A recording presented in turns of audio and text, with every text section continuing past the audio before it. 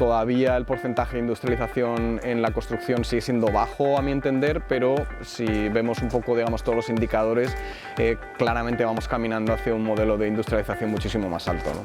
La madera sabemos que en el proceso de crecer absorbe carbono, por tanto es un material que está haciendo casi como una doble función, está permitiendo ser el material con el que construimos edificios para una población creciente y una demanda creciente de viviendas, pero lo hacemos de una manera también que permite, por decirlo así, situar o secuestrar, ¿no? O almacenar todas esas emisiones de carbono en lo que es la propia materialidad del edificio. Por tanto, los edificios ya no solo son lugares donde la gente vive, construidos de manera más industrializada, sino que también tiene una función ecológica. Estamos viendo que Europa ha hecho una apuesta muy seria con respecto a todo lo que tiene que ver con construir con madera maciza industrializada, por estos beneficios sociales pero también ambientales que conlleva e industriales. España todavía está en un momento muy, digamos, inicial de este gran cambio.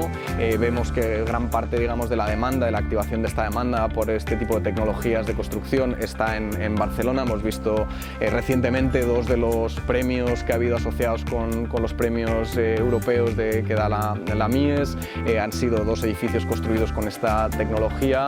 Por tanto, Barcelona de alguna manera está siendo líder indiscutible en España a este respecto. Yo soy optimista, espero que el modelo, digamos, que está aplicando Barcelona también se extienda a otras localidades en España y veamos de verdad un cambio de paradigma en este respecto.